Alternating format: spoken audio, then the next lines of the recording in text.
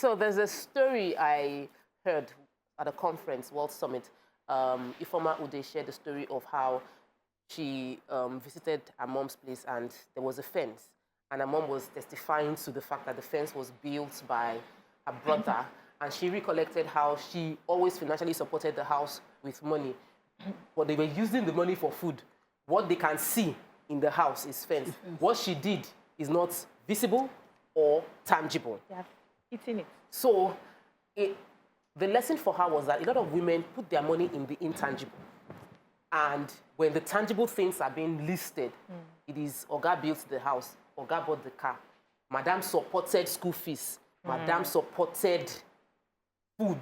So she was admonishing metaphorically, build fences and have physical investments. And it rings very true, you know, because many of us find ourselves within that thing. BC, what would you say if you're advising women concerning building fences and all of that? Where do you lean in that advice? So I think I've come to realize that we all fashion out our marriages based on what we have decided this marriage to be. So you may have a partner who says, there is nothing like my money or your money, it's our money. And in that case, you need to work with what you have. And you may have a partner who says, okay, this is mine, this is yours. So in that case where you can separate whose money it is, it's very important that the woman puts up structures that she can look back tomorrow and say, I did this, I did that for specific reasons. We've had, nobody prays for anything to go awry, but it can happen. And then you have something to hold to. I bought that couch, I bought that car, I bought this, I bought that. Because you have separated your money.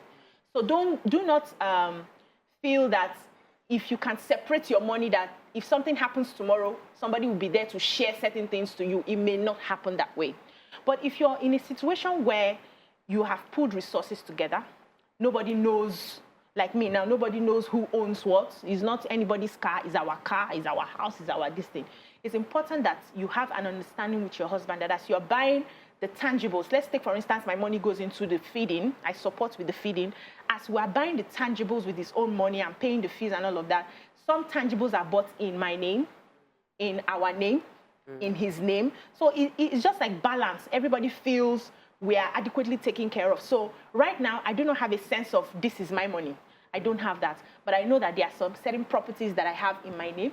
If anything happens to my house, okay, this one is mine. Okay, let me pick some. Let me choose some and go away with. Do you understand what I'm trying to say? So you need to understand the sort of partner that you have and have these conversations. Don't leave it to just, I'm the one supporting, I'm adding money, I'm adding this, I'm buying this, and you don't have it. Even your in-laws sometimes will see, which one did she do?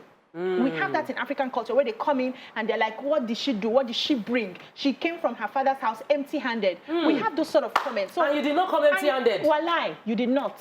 But you need to protect yourself. So have that conversation and understand what works best for you. That's it.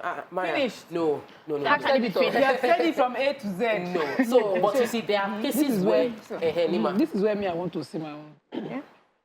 So, for us not to get petty, because there's a thin line between materialism and this listing.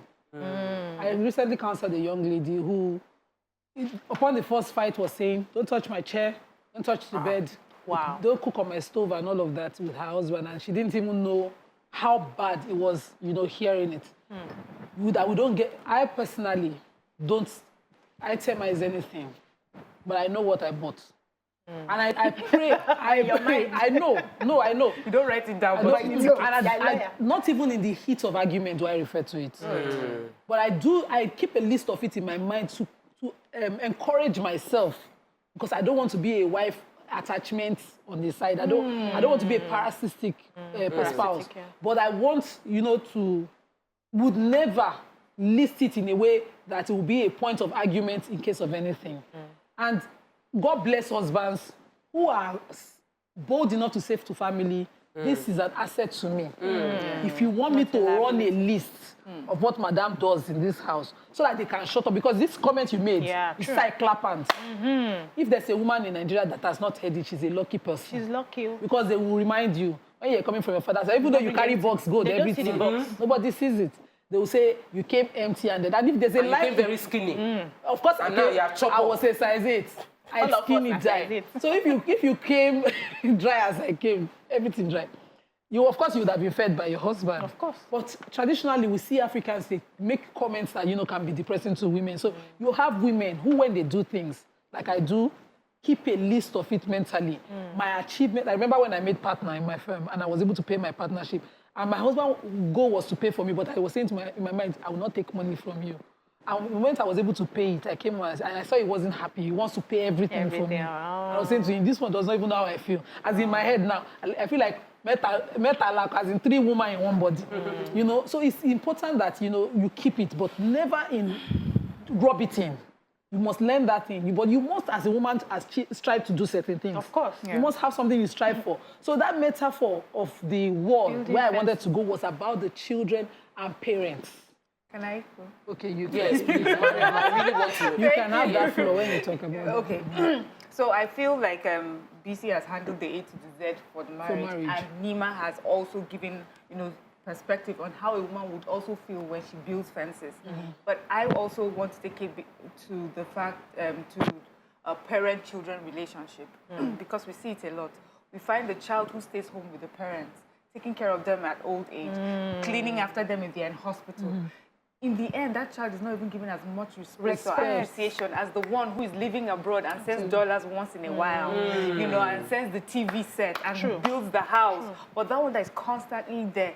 And so for me, the message would really be to family members. Let's leave husbands and wives together because divorces happen. Things have parents and children. Every child has a gift, has their strength, have what it is that they bring, and everything that every child does is important in building that unit. We should learn to appreciate our children for whatever they bring, no matter how small it seems in your eyes.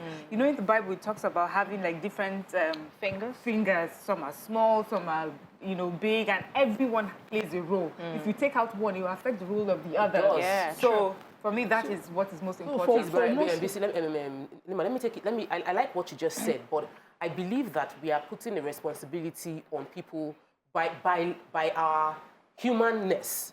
What we see is what we forgot to know. And if I finish eating that food, I've forgotten. You finished rubbing my leg yesterday. That one has gone. My leg is paining me again today. I want to be rubbed again today.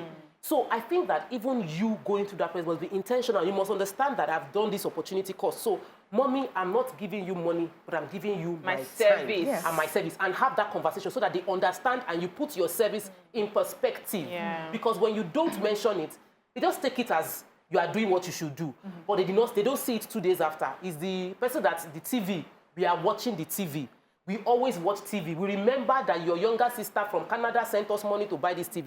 They've forgotten how the food they are eating is because you are around to put the food. So you must be the one to now remind them that, Mommy, I am handling this as my responsibility. You may not even have money to buy the food. You may just be there cooking. My mother-in-law, I would never forget, there was this boy that used to live with her. All he did was play the Ludo with her and play cards with her. And she appreciated him so much. Because all the children are out, their children are in school, there's no one to be with them. And sometimes for older parents, that is even much more impactful in their life and, than that money that you keep sending. I'll come back to Nima after the break. Let's take a quick break. Thanks for staying with us. We'll be discussing about women acquiring assets and building fences, metaphorically. Join our conversations by calling us on 081-270-53687 or 091-390-76948. We'd love to hear from you on Facebook and on the Tube. So this is where I want us to look at it from. Like I kept emphasizing parents. It's easy for parents to see the demo. But a child that places you on salary and never fails to send you that salary, or a child who chooses to live closer to you, so that in your old age when you need maintenance, because African, we have the culture where our pension and gratuity are children. And in the olden days, people would have more than 5 because they want to get it everywhere. So all the children cannot just have a purse and abandon you. If they do have a purse and abandon you, you will know the difference. I love my mother's mother for what she does. Whenever my mother gets anything, my great-grandma gets anything, my grandma, gets anything, she prays for all her children. It doesn't matter who sends what. And I've learned that a bit because it means that I am grateful to you all maybe because you are sending money because somebody else is taking care of the things that you would worry about. So you have children where somebody does something for you constantly and you count it less. You are not a deep thinking parent, and it might discourage a child from being the right child. So, now, you as a child on your own, sorry, Tope, I need to finish this point. You as a child on your own, know your place. That you have the money to send. Remember your parents, the way the Quran is, it is that you take care of them, provide and maintain them. Am I available to massage my mother? No, of course not. I'm not. I wasn't even available when my father was sick. And so somebody else was there. And, you know, to come and, you know, and put a fence metaphorically and, you know, downplay the role of others. Or you carry yourself in a way that discourages them. You better know exactly what you're doing. And you need to have deep thinking. I'll take a quick call before we'll not take it back to the family system. Tope has called from Alimosho. Good morning, welcome to the show. We love that. So, BC, Mariam and Nima took us to family, to parents. You want to take us back to marriage? Very, very important. You want to still stay on parents, Abi? No, not really. I just wanted to talk generally. So what I wanted to say is, I've realized that in Africa, okay, let me use Nigeria. It's not like I've lived in other African countries. In Nigeria, we have not mastered the art of putting value to time. And it cuts across everything. Now, people monetize their time. Time is money. Yes, 100%. The times you have lost, the hours you have lost in a day, you can never get it back in a million years. It's gone. But because we don't know how to place value on our time, when people give us time and service, we don't consider it as a lot. We feel, well, he has done it. So we need to start understanding as parents and as caregivers, as young children or adults who are taking care of their parents, explain to them that this time I'm using to do this, I would have done something else. It's my productive time that I'm giving to you, which I can monetize, so that they value the time they're giving them. Because I have this, immediately Miriam took us to that direction. I have a case that we're solving right now. It's a huge issue that we're dealing with. So this particular man, you know, had to undergo surgery for a bit. And all through the COVID, you know, he had to go for surgery. They had to carry him up and down. He wasn't walking, he wasn't moving, nothing was happening. And then the younger child was home, who was doing the running around, the cleaning him up, the feeding him, and everything. And the elder child who wasn't home was able to provide the funds for the surgery and all of that. But the problem now is the younger child feels he's not being respected enough. The man talks to him anyhow. The man feels he doesn't bring value. And he's like, I gave you my months. I abandoned my business just to nurture you. How can you talk to me because I'm not the one bringing the cash? And so it's an issue we as parents need to be conscious of. We as in-laws need to be conscious of. So you come into your son's house and you feel this woman is not working. Let that man sit at home and take care of the children 24 hours. He will run crazy. So we need to value people's time. I love where we are. I don't even feel like going to the family yet. Hassan, welcome to the show. All the way from Lekki. It's good to have you back. Something's wrong. I'm sorry about that. But I like where BC and this direction the commission has taken to, because this wasn't where we started from. But I think that the commission of not valuing the intangible is where we are. Yes. We are at the point where we're discussing we should value intangible.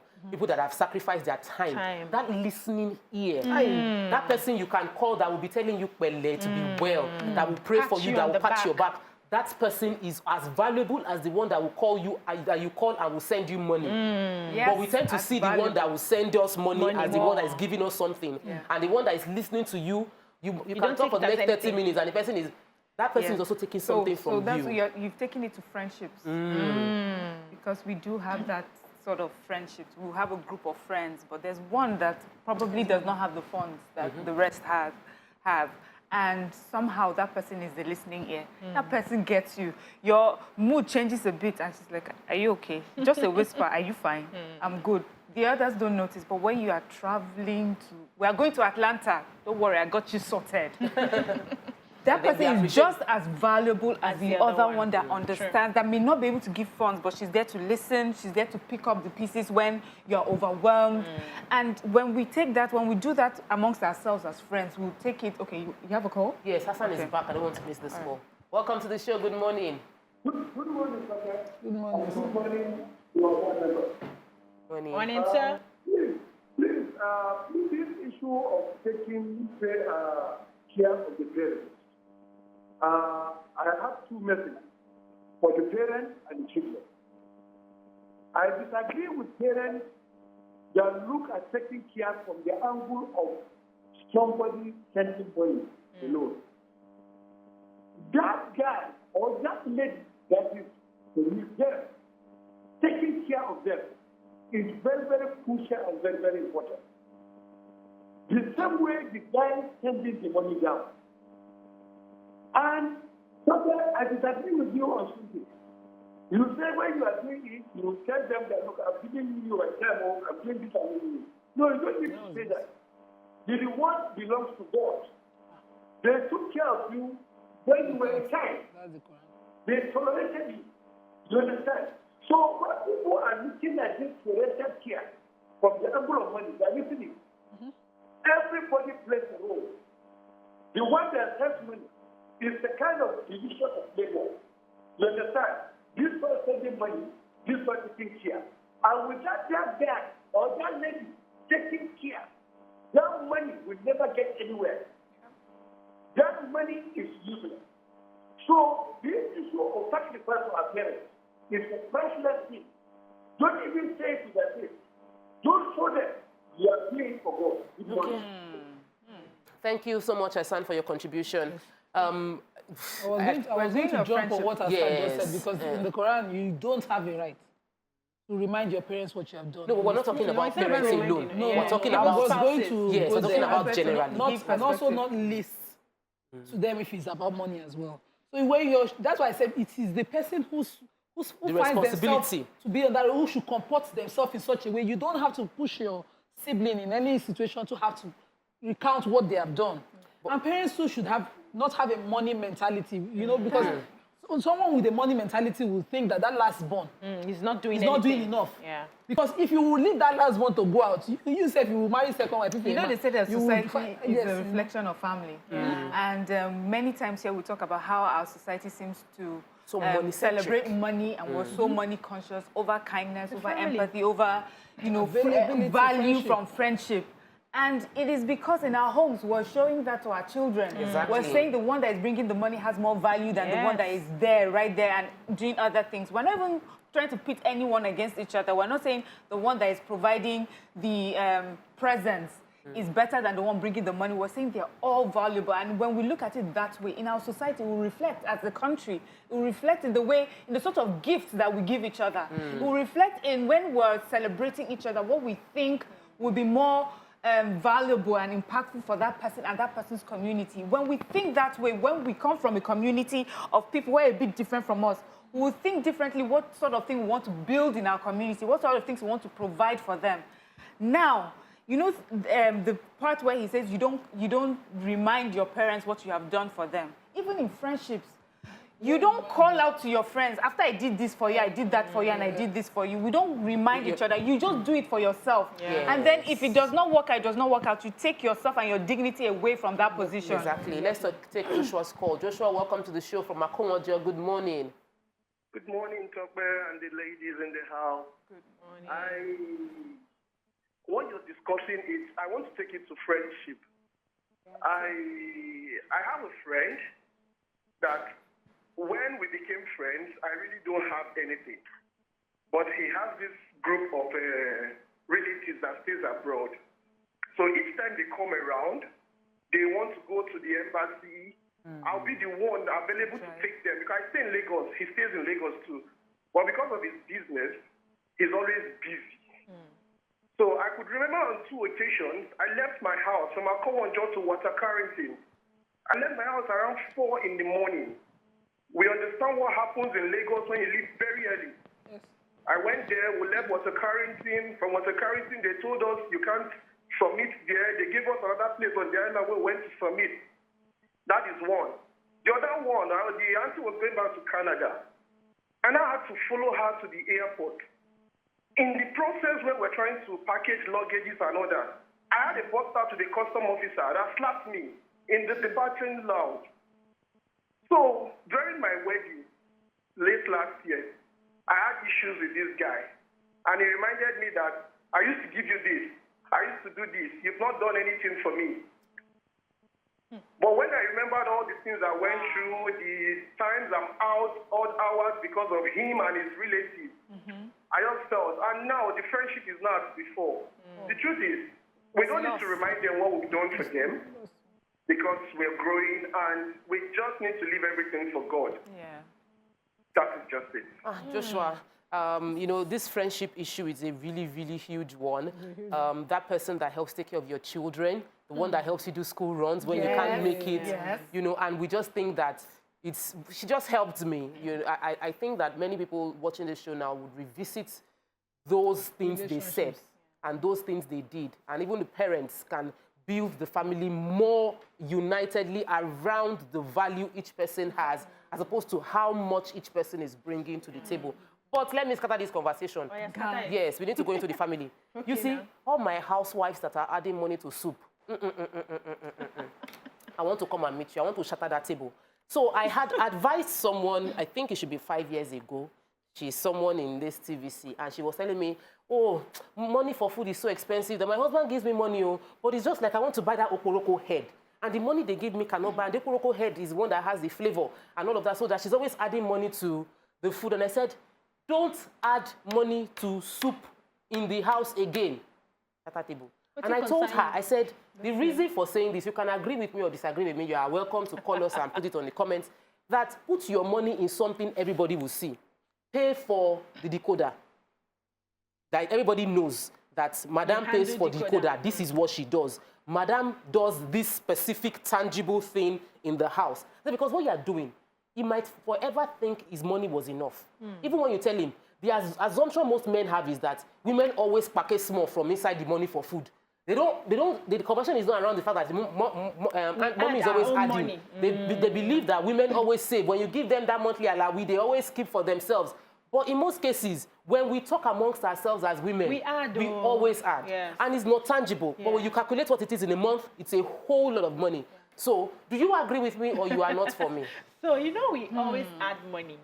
And we know from when we have conversations and from when the prices go up. So you now want to request for additional money. And he's wondering, but you have been making this now. So why are you asking for another money? I'm like, do you know how much of mine I'm adding inside? You know, so I won't outrightly say to the person, don't add. Because if anything goes wrong, they'll come and hold you up where you're the one that says, don't add. So what life coaching has taught me is to ask you questions. In the next 5 years, if your husband says you have not been doing anything, what do you have to show that you have been doing to convince him and convince other family members? So you come to that conclusion yourself. But the thing I've also realized is, this food matter, we need to be very careful. So there was something I grew up with, which is, if they ask you to share one fowl for the whole villagers, you'll be a fool not to keep one leg for yourself. Even in that food money that you want to buy the oporoko and everything, the oporoko, you eat it, you go and pull it out and it's gone. You mustn't use the oporoko. Cook with what the money has given to you. And if you need to add something, do it in another way. So, you know, the thing I see is most women have sweet mouths. The soup must be a certain way and all of that. Personally, that's my own personal, the soup must be a certain way and all of that. But you realize that you need to be able to keep some things and do some things that they would see. So you come home and your husband is surprised that you bought something that was needed in the house. Tangible. And it shows appreciation.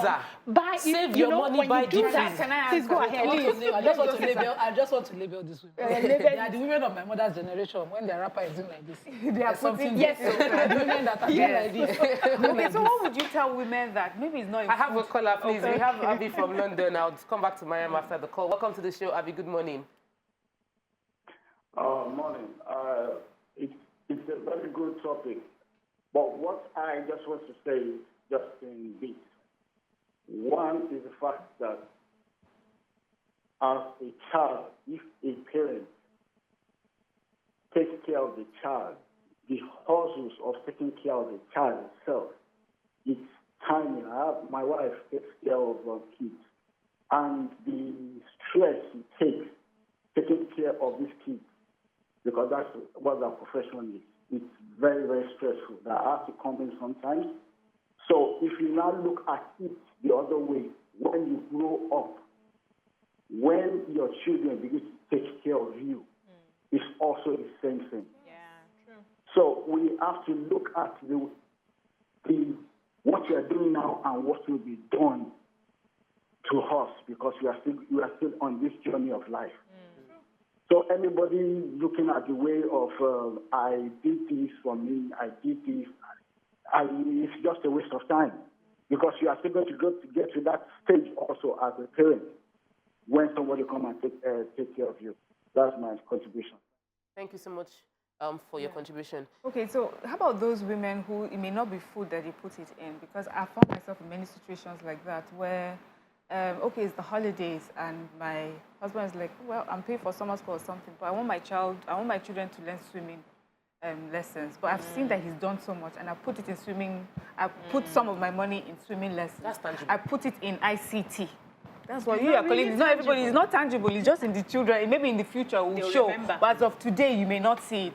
So I don't think I would not advise any woman not to put her money in food because food is nutrition. Yeah. If it means I'm putting extra meat in the soup so that my children will have protein, I will do that. If what you can carry, because sometimes the contributions you are making may not be able to build you a real-life fence, may not be able to buy you a couch, may not be able to pay for decoder, but I can buy 2 more extra pieces of meat or fish in the soup. And that is a contribution, and it's important as well. What I would say is that I hope that you're with a man that appreciates and understands what you are doing. Because if it's about showing what you have put out, you will fight it. How much he will tell you, how much is decoder? I bought the TV. Compare, remove your money for decoder, let us see. Do you understand? So it's not about exactly how big the money is or what it is that you can put down. I'm not completely disagreeing with you, because yes, I know that when people can come and say, look at this pink couch that I just bought, and every day you can refer to it, you feel good, but you also will feel good knowing that I've put something that, although intangible, I see it in my children.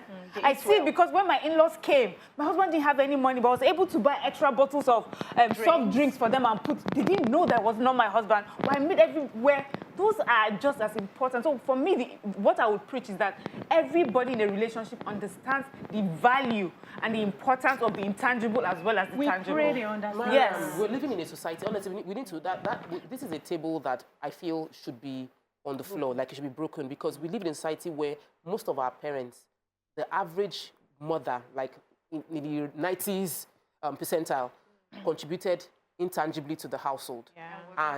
And they were not, it wasn't seen. Yes. You know, so because of the stereotype we're dealing with in our environment, we need to tell young women the truth of handling their finances, because of the stereotype. If we're in an ideal society, it's a different thing. But in our current society, we have a lot of conversation that happen around the fact that women are not financially, they're not financially as strong as they should be. Men are carrying a lot of responsibilities. Men are having high blood pressure because men are doing everything, but they don't understand the many ways the women are supporting a little by little within the house. In terms of clothes, the average wardrobe change of children are carried out. No, I'm not saying all. Like I said, I didn't say 100%. Yes, because it's majority.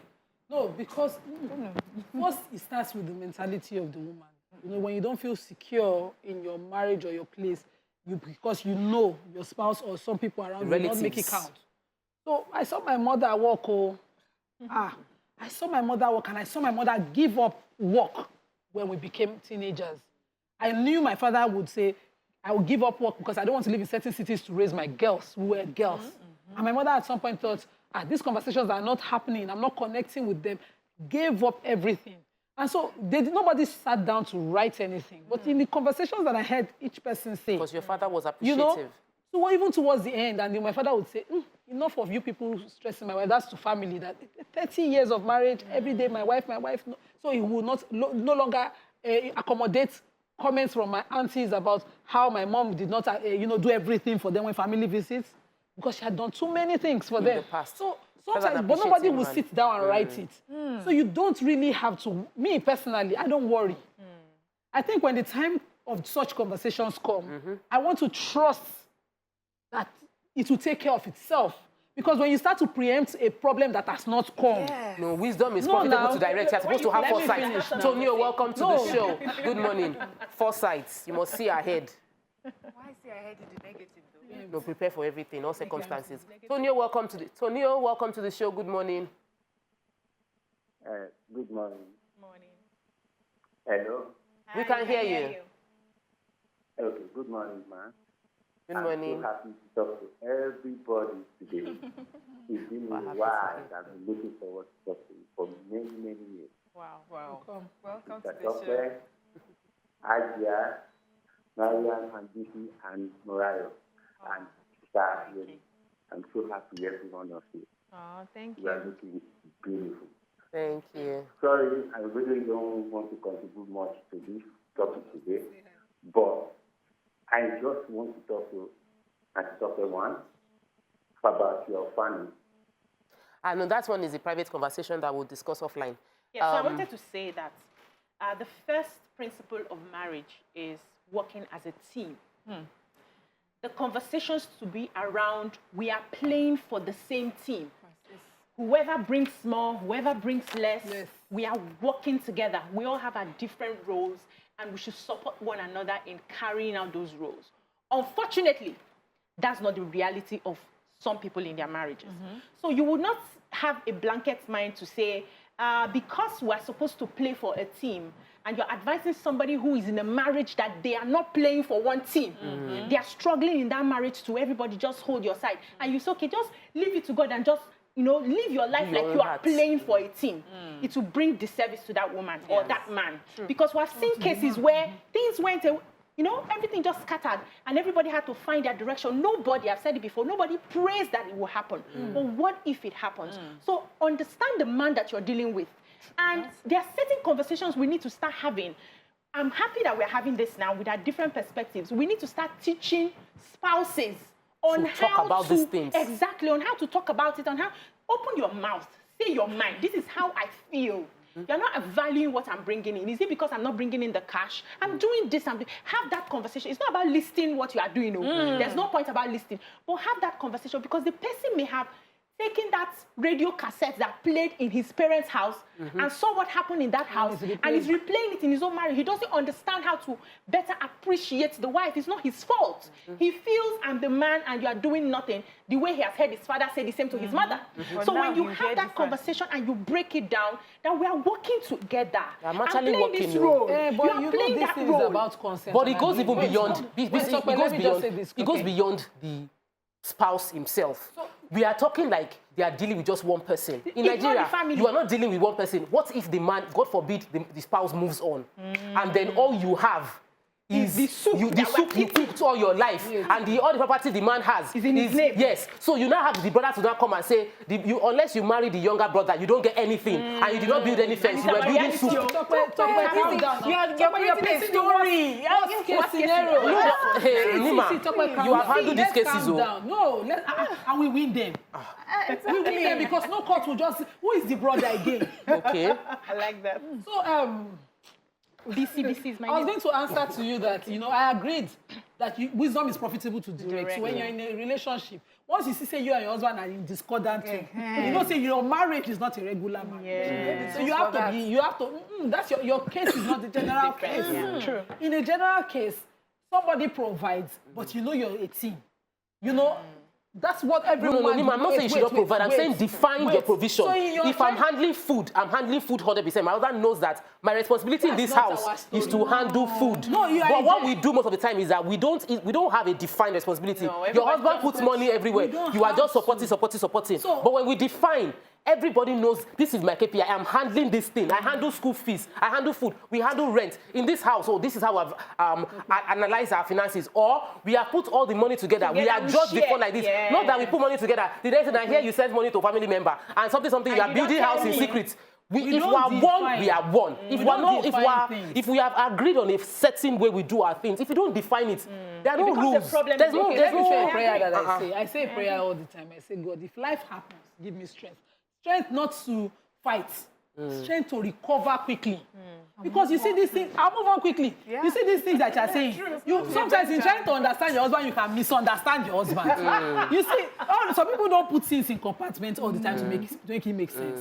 You can have a lush fund somewhere. You know that in your marriage, certain things are not your duty. Nobody takes your money. But a time will come when that your money will be the back, the cushion that will break the fall.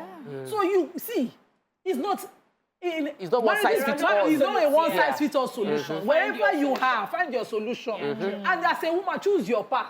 The one that somebody is doing might work for them. But the one, and I know somebody that's 10 times smarter than you, she break down, list everything, and in the end, the man outsmarted her. Because if you say it's not about outsmarting. We're not trying to outsmart. We're working on the same thing. I not be saying the zero. Let me say something, Tope. So that will be your final comments. Just round it off. Please. Because, I just wanted to be that sometimes when we go into marriages, let's go into it with a positive mindset. Don't go in guns blazing. I'm here for you. Because a lot of people do it with in-laws. Like, I'm waiting for the mother-in-law, even before you even get to experience the mother-in-law. Enjoy the blessing. So you come up into a marriage, guns blazing. Remember, you dated this person. And we're hoping it's because you love each other and you feel that you're a team. So that's where we're coming from. But when you find yourself in a broken marriage, because marriage breaks down before a divorce. Yes. So then you find the tools to work within that broken marriage. But when we talk, especially when we're talking to younger ones, they are listening to us and they are wondering, it would work. It works, especially when there's communication. Or that your mother, or that it didn't work for your mother, or that that's your last comment, right? This is my last comment. That it didn't work for your mother, because I had to counsel a couple 2 years ago. That your mother had to save, keep, own her own property and separate so much from her husband does not mean that you have married your father. Yeah, it's true. Find a way, and then the tools now we try explain. Exactly. In case you don't date that married way, don't date like this. Put her here. Use some tools. Put her here. Put her here. Final comments. Okay, so I think that, and I had to stay on this side because many people don't have this part of the conversation enough. Very important. So, but one of the things I think in conclusion for this particular show is let's number one, appreciate people that give us the intangible. Appreciate them. Very. 2, have these tough conversations regarding money. Like initiate, they said it on your view. Open your mouth. I hope that the money I'm adding to soup, you understand I'm always adding to soup, because you might not understand it. Have those conversations. It might be tough. It might seem like, understand if you are in the ideal or if you are in a war zone. You might be married and you love your husband, but your marriage is in a war zone and you have to be on your guard all the time. Just be aware and be wise.